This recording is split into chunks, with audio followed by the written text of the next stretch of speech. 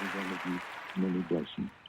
The individual who invited you on this call to attend the church service desires for you many blessings. Welcome to the church service of the National Ministers Health Network Church. Face-to-face services are held every other Tuesday at various locations throughout the city of Chicago. You can do the same thing in your city if you desire. On this telephone service tonight, we're going to share some truth with you, which you will identify as truth, yet you may find them hard to believe. We grant you leave to question and investigate these truths until you are assured that they are truths. As members of the National Ministers Health Network Church, it is our desire to continuously ask God to enter into all of our activities. We pray, Almighty God, enter into these proceedings, giving to everyone your blessings and enlightenment. Allow me to speak clearly and to answer any question that is asked. It's clear to each of us here on the line tonight that it says in the First Amendment of the United States Constitution, Congress shall make no law respecting an establishment of religion or prohibiting the free exercise thereof. As many of us know, but are not conscious of, Congress is the only law-making body in the United States. Now, other entities make regulations and statutes. However, Congress is the only law-making body in the land. If you think about it, the first 10 amendments make up our constitutional rights. And if those rights are violated in any way, whatever occurs after that gets thrown out if necessary. And the First Amendment states unequivocally, Congress shall make no law respecting an establishment of religion or prohibiting the free exercise thereof. I was on a call with an individual today that said, I'm really having a difficult time understanding. Would everyone please mute your phone? Press star 6 to do that. Or utilize your phone to mute yourself. He said he didn't really understand the word respecting. However, that word clearly says that no law can be made in reference to, in favor of, or against the establishment of religious organization or an establishment of religious organization. Think about it. Congress shall make no law respecting an establishment of religion or prohibiting the free exercise thereof. That's why when the great Muhammad Ali said that he wasn't going to go into the service, they couldn't force him to go into the service. That's why the court, the major court, identified that he could not be forced to go into the service. 8-0. There was only 8 judges on the court at that time. They all voted unequivocally that he couldn't be forced to go against his religion. And nobody can be forced to go against their religion. It didn't make a difference that the religion was headed by a short black man who was formerly a Baptist. His distinction was, once it's an established religion, there can be no law made in contrary to it. This is one of the rights that all of us as Americans possess. It's our First Amendment right. I want you to really understand this truth. If you identify a right as a religious right, nothing could be said against that. I'm going to say this again slowly so we get clear on what it is that I'm saying. If you identify a right as a religious right, nothing could be said against that right. That's what the First Amendment of the Constitution says. Think about it. So it's kind of like if you understand the right to remain silent, then you also understand when you give up that right to remain silent, a lot of stuff comes behind giving up that right. But as long as you stand on that right, you can't be forced to confess. That's your right. Once you identify that right and stick to it, there's nothing that can be done in contrary to it. So what we get to do here is to establish our religion and then freely exercise our religion. This is your right. Exercise it now. Understand this. The government cannot define a religion. Only you can. Only your church can. Only your temple can. Only your mosque can. Only your synagogue can. Not the government.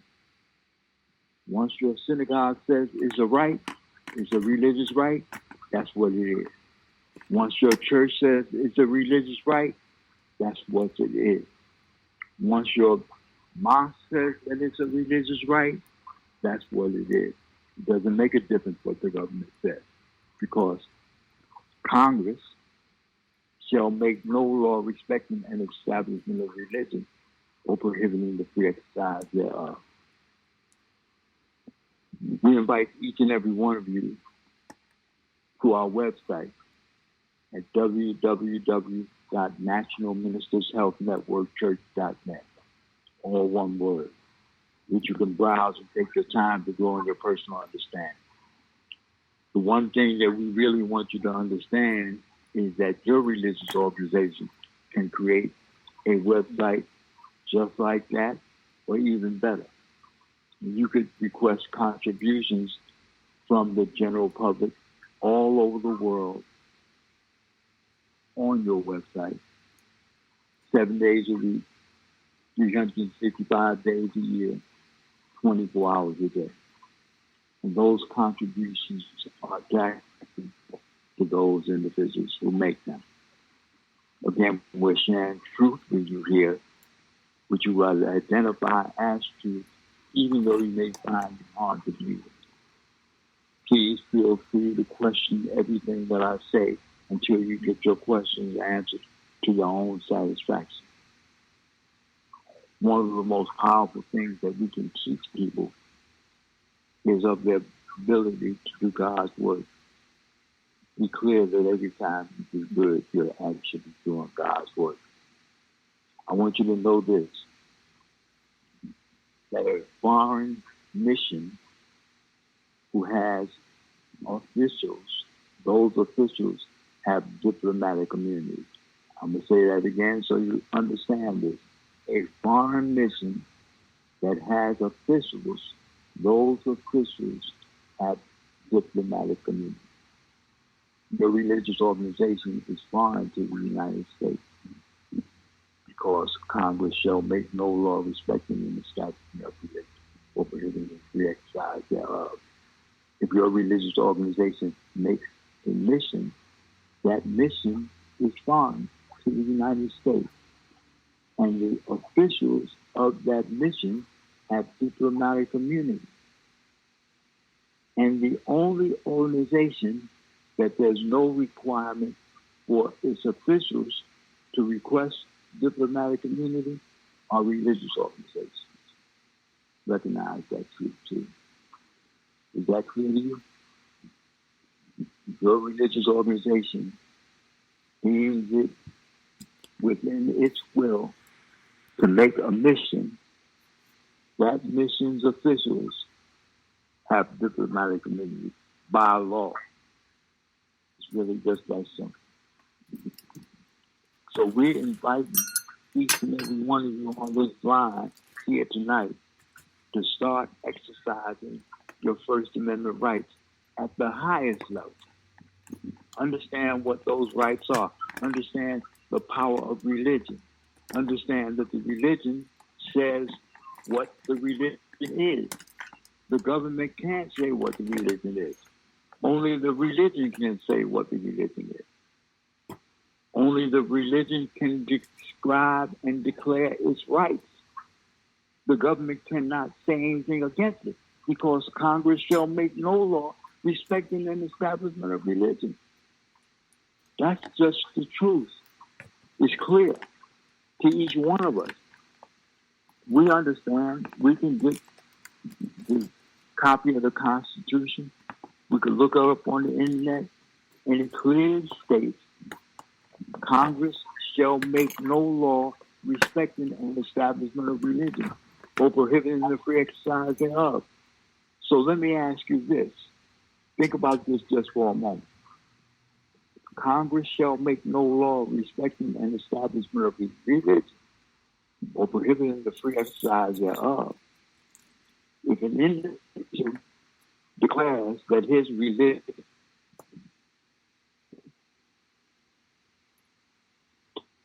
say, oh no, you can't be an atheist and have that as a religion. No, because of the First Amendment.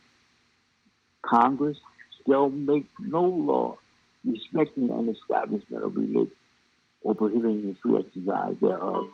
And let me guarantee you this. Someone has already established atheism as a religion already. So it's already established. However, it doesn't make a difference if nobody has. You can. That's the law. And again, Congress shall make no law respecting an establishment of religion or prohibiting the free exercise thereof. I want us to recognize the power of religion, and I want us to actually enforce that power.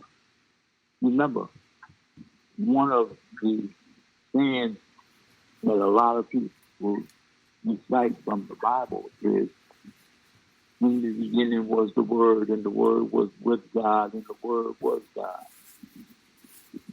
And that's sort of what the First Amendment of the Constitution actually speaks into existence. In the beginning was the Word, and the Word was with God, and the Word was God.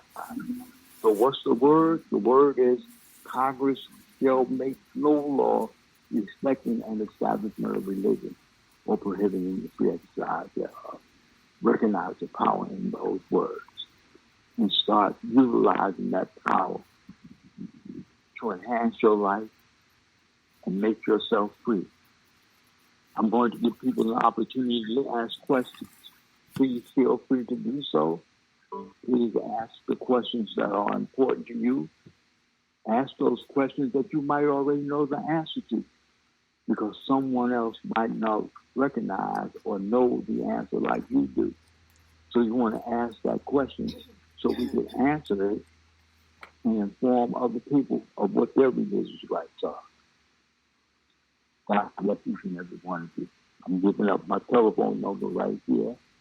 It's 312-342-5722.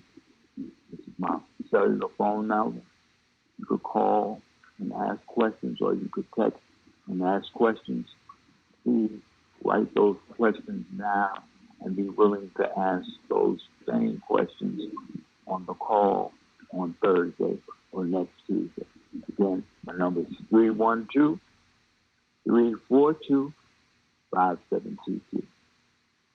At this time, I have more for questions. What are your questions?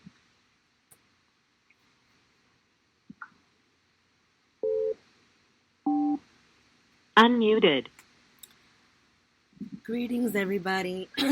This is iMinister Madi from Infinity Ministries. My question is in regards to my adult son. He is 29 years old. He is interested in being a minister. However, he is also what they call autistic, right? So he is being provided for by the Social Security number, where they give him benefits and different things for the people that have different disabilities. And so when he becomes ordained and he contributes everything that he has and all of his assets into his ministry, how will he be able to continue the support that he's receiving because it is owed to him, how will he be able to do that within his ministry? God bless you, and I really appreciate that question. And let me say this before I answer that question. What this does, it discloses that if we have some sort of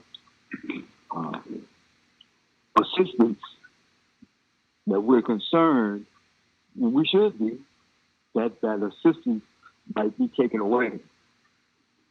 However, if we really, one of the things is, he's not going to utilize his Social Security number at all within his ministry. He doesn't have to do that at all. He's going to get an EIN number. He's going to get a bank account, and the bank account is going to be for his religious organization. And so a Social Security number doesn't have to be utilized at all. And it's nobody's business what his religion is unless he wants to share that. You see, one of the things we want to recognize is that Muhammad Ali got up in front of the world and announced that he was a Muslim, and that his religion was such that it didn't allow him to go into the service instead at all out in the public. He could have just said that straight to the powers that be. He didn't have to mention it to the public. Fortunately, he did, because what was revealed is that people's religion overrides everything else. But it can do it without anybody else knowing anything about the religion. Hopefully, we understand this. That's 100% clear. So your son's religion is his religion, not anybody else's. And he doesn't have to express it to anybody else. He can do what he does in his religion privately. Publicly, he receives whatever benefit he receives publicly, and that's fine. And he could do whatever he wants to do with the funds that he receives publicly, and he could do that privately, and it's 100% lawful. And I want you to take some time and think about that. Take some time and think about that. And while you're thinking about it, just think back to maybe quite a few years ago. You might have seen a little 12-year-old boy preaching at one of these evangelist Baptist ministries on television. Filthy rich little 12-year-old boy preaching the gospel to those people who believe in the gospel and making money hand over foot for his religious organization. And he was the minister of his religion. Recognize that. Hopefully that answers your question, but I'm available for individual consultation on that.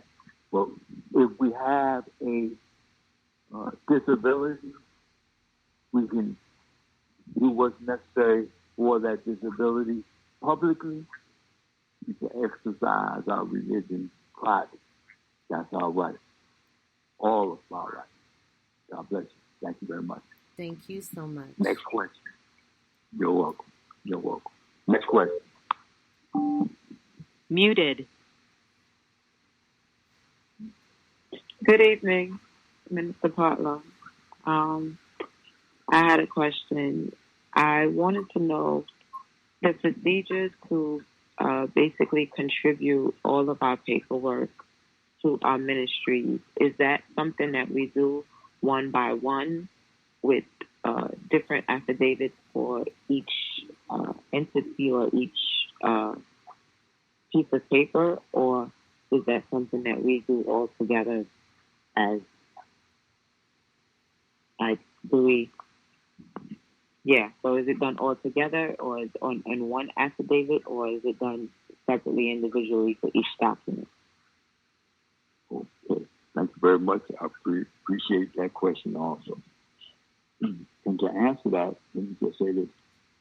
It all depends on the minister or the religious organization. So here's a question. I'm not, I'm being funny, but at the same time, hopefully I'm teaching. So you could contribute as little as $1 to your religious organization, or you could contribute as much as infinity to your religious organization. Would you write a receipt for each $1, or would you write a receipt for the infinite amount of money that you give to your religious organization? So if it's possible for you to give, let's say, $3 trillion to your religious organization right now, would you give it a just go ahead and contribute to the extent? Would ask your question, but I'm going to answer. Yes, you can write one affidavit on paperwork that you have. The only thing or probable thing is you're not going to recall all the papers. You understand? So you probably think about maybe 30 documents, really important documents, and you write the affidavit for those 30 documents. But 3 months from now, you'll remember a document that you forgot, and you'll need to write an affidavit for that one. But yes, you can write one affidavit for all of them. But don't wait to recall all of them until you write the affidavit. If you think about 3 documents, write the affidavit for 3 documents. If you think about another 3 documents 2 months from now, write that second affidavit for those other 3 documents. You keep writing your affidavits until you got all your documents covered. God bless you. Thank you for that question. Next question.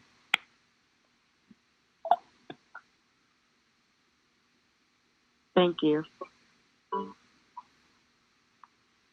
You're welcome.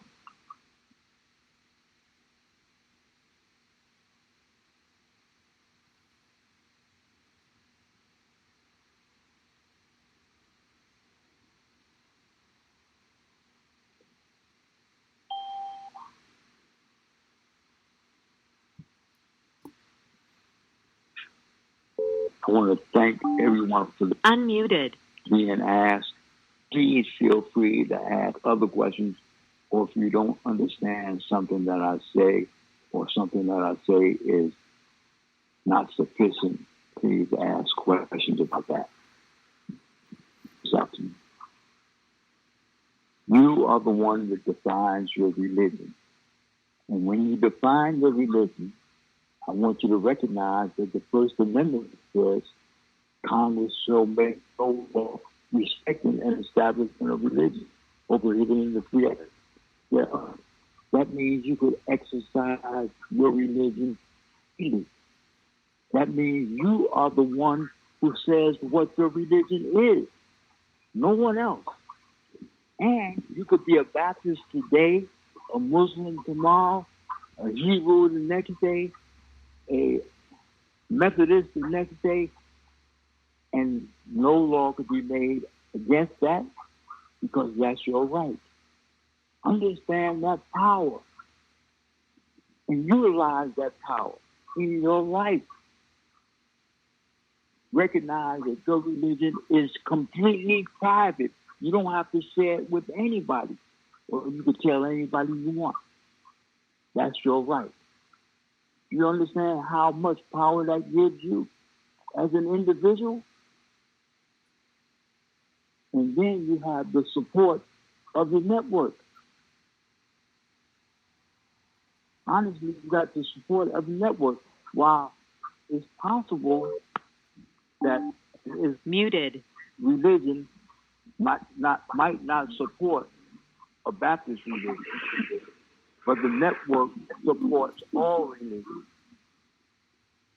That's power. Think about that. And you make a $60 monthly contribution to the network, and you receive that power.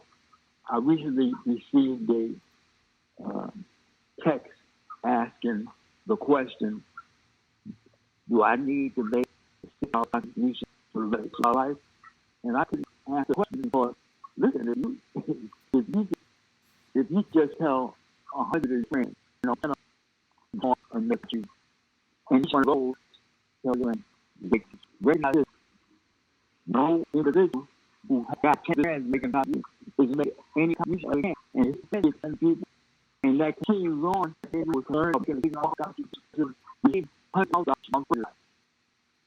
Because we rely on our organization, us and our families. Really, just think about it. And both of getting to tell people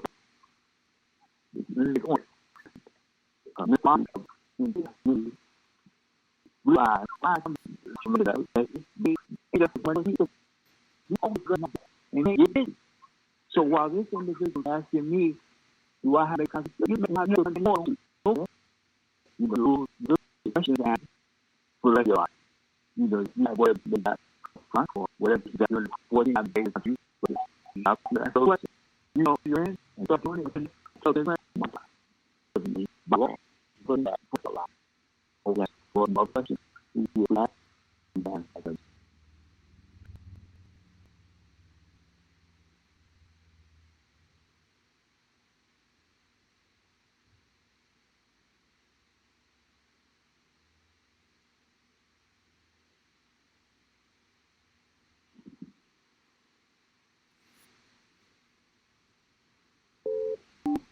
Unmuted.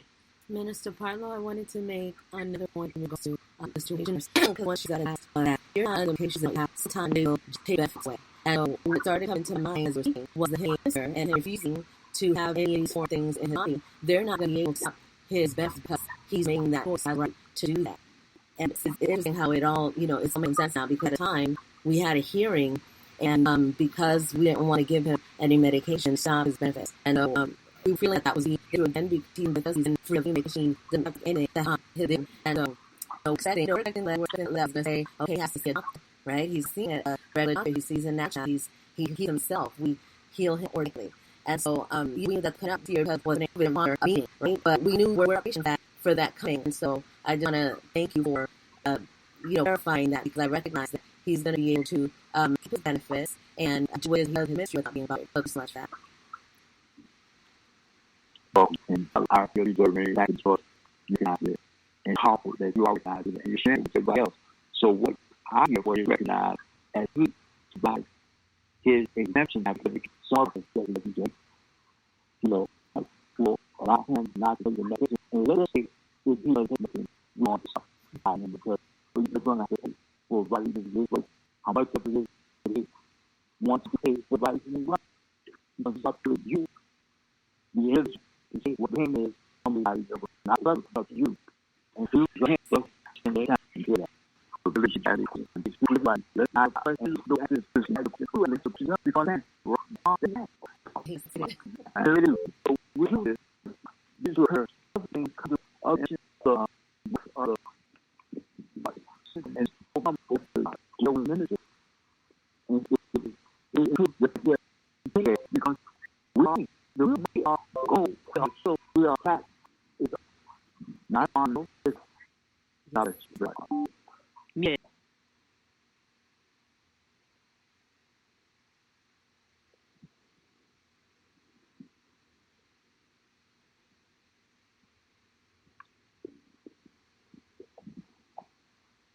Okay, I will be on the line. I'll go and see the money. The work will not be to the they will get now. But the first book is controversial $300. You realize the work and then $5,000 and you pay the bank. Not it, but what the work is raising $5,000 $12,000 or that's you can get it. It is doing that. But you are. On the line, one question, the other.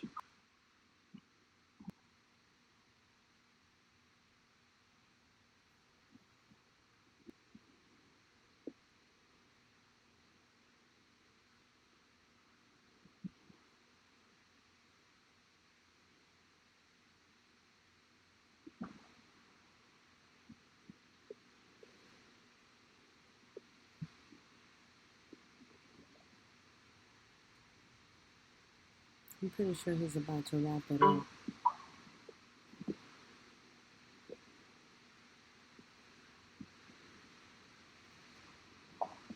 Thank you all who are tuning in the iSyndicate.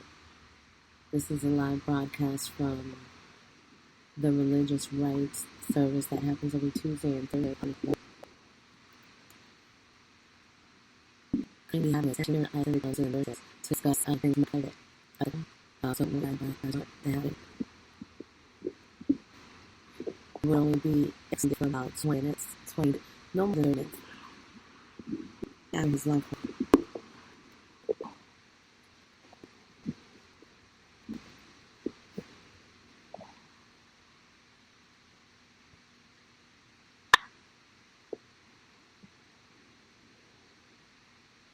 We definitely encourage people to ask their questions. If you're already a minister, this is the time to do your work and get your questions answered.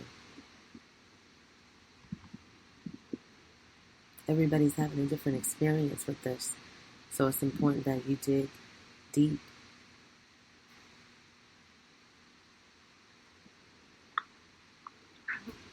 All right, let me say this.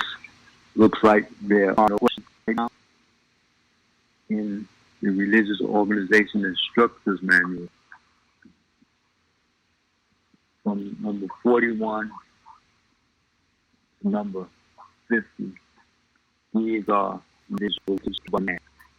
You have the right to live in peace. You have the right to be left alone when all right. Right there, like you have the food. You have the freedom from unwarranted labor. The process of labor. To avoid self-incrimination. You have the right to equally represent religion. You have the right to know your own jurisdiction. All religious rights have all possessed.